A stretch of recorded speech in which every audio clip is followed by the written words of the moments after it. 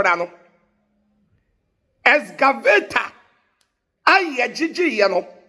buy 400 and something no that nyina yela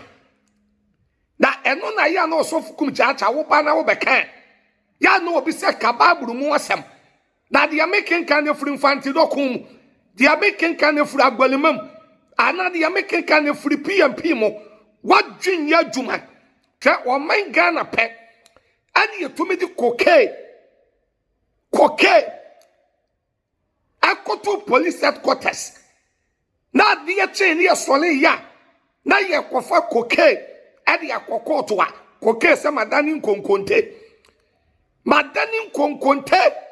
police fo woni motia na eda yimano abre bi atwam ya di ya kan sen koko abre bi atwam ya di koko ani simple so ma kwabrane won kotomra na wabema woba ya wasi koko ni simple na mem but wono ade ya wa mem koko ni simple na mem but wono ade ya wa mem ade ye yutumi boye din say ye kwakwaji loan ade aba alu pregnancy form no watch scan was ready busia so Simontin so Ghana had obi abu afuye pa ititiri ene wo mo mani di sports na chini di obi afaboa na oto e the sports minister no nyina ene se all African games are a course so e wo Ghana ene e host ye no sika be $3 million a ekoko pim e wo sports ministry no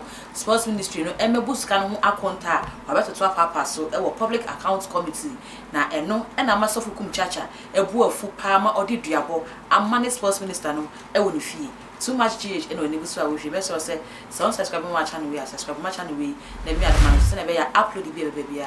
sa ebetimi aka ya be adwada etwemu ya Monday ya etwemu ya na public accounts committee e call asetena e no moto nsa e fresh sports minister ne say omra na all African games are e call so e wo Ghana ha no omebu hu akonta na say na ya na sports bia e call so o man bia so a o man no e turn the right no e de ma private individuals no a obetimi atono aba betono for coverage no eyi amamanfo ahwe na Ghana ha all African games na e host ye ne de Ghana buy no turn the right no or ye say GBC e na emfa coverage no enunti Ghana buy titi ni morem e the taxpayer money e ma sports ministry no say onfa e ma GBC no mo fa all African games na e koso no o mo fa mo hombra na sports minister no e kire say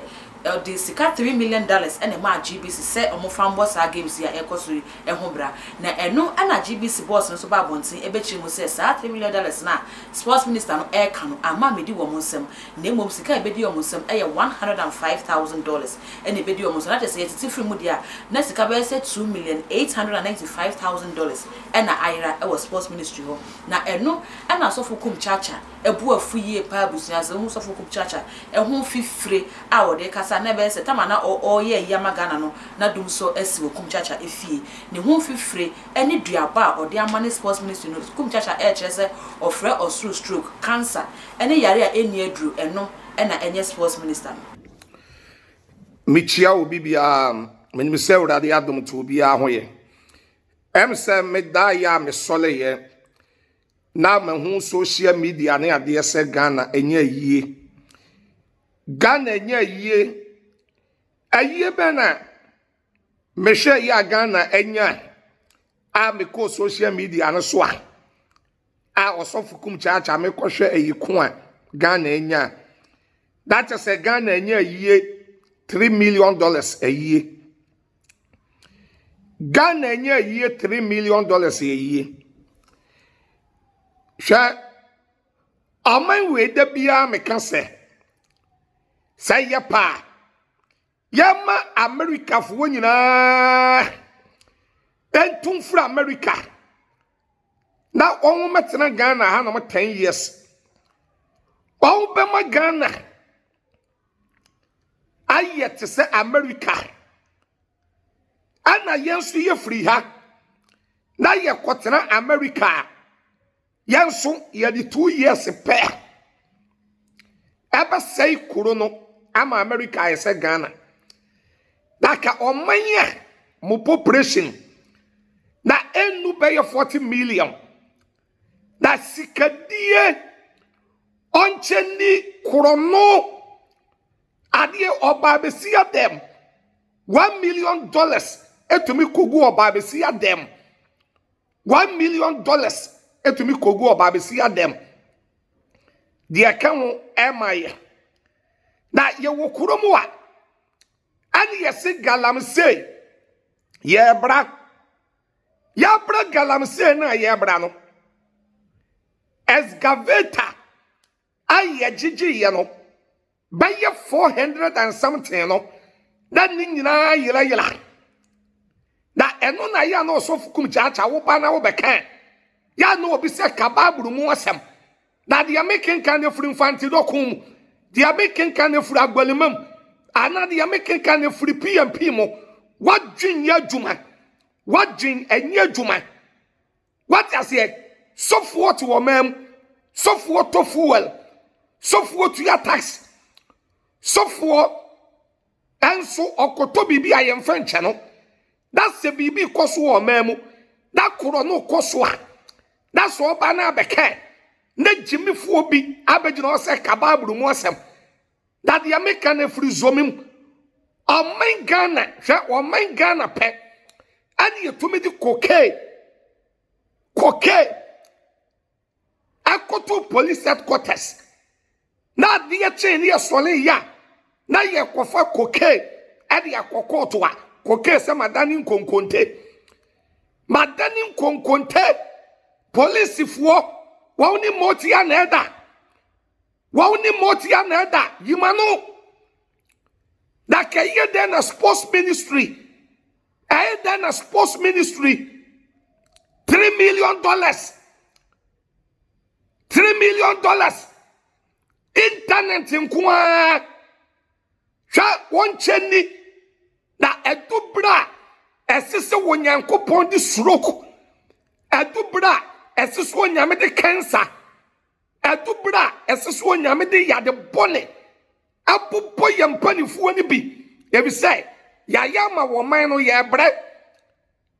ya ma yutu ni bre abre bi atwam ya di ya kan sen koko abre bi atwam ya di koko ani simple so ma kwabrane won kotomra na wabema woba ya wasi koko ni simple na mem but wonu ade ya wa mem koko ni simple na mem but wonu ade ya wa mem ade ye yutumi boye din say ye kwakwaji loan ade aba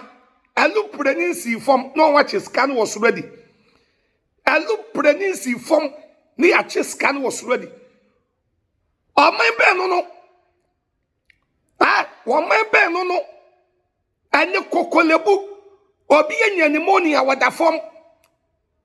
ko police hospital obi enya pneumonia wada form ko 37 apimfo ni abatan de da form ana wonchani so kan Jeremiah chapter 5 verse number 28 ya Bible say ye leaders no adodo srade ana won bode na ye cho nanso wo de bone wia wo man sika abo man koro no awudifo akoronfo criminals robbers notorious obi ko wia bode ye duro na ya ma 15 years in prison obi ko fa obi mobile phone na ya ma 10 years in prison na multi office aban 05 no na mo creative 5 for account ya me ne betuatu am ka mako ya me ne betu am ka ede yade ne no meye atoto mo so eno na ya no so Kumchacha me ka ya nde jimifo bi gina wa wonte ase da ka den a sports ministry $3 million oncheni ayila woncheni eko fakuma sekwanso nda ko shade edu anadua light ba akokore mo ba bia light ba ko mo ba bia fatakura de kwanso fasunyan kwanso Favota region kwanso. Na yeti kuromu a ani yempanifuo ne wie sika no achedi enko ba bia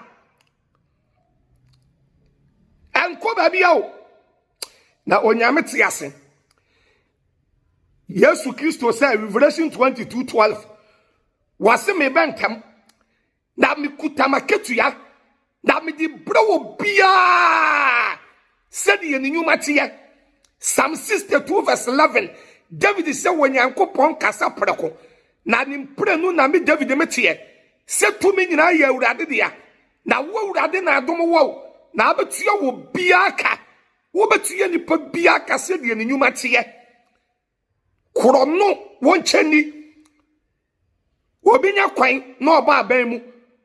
na wonya kwan na wo di politics ya chia na yamano position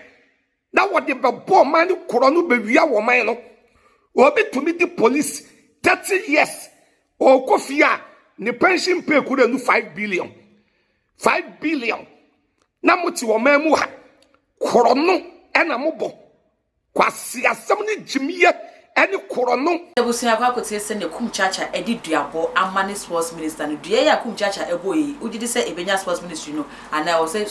sports ministry no emra bonte na sika no bia akwa akohye no se wadi a ompu no famra ha aye too much cheese subscribe my channel we subscribe my channel we na mi adoma no se na be ya upload bia onsa ebetimi aka ebusia ko Facebook so a aye too much cheese ya like yen so ewo ho makra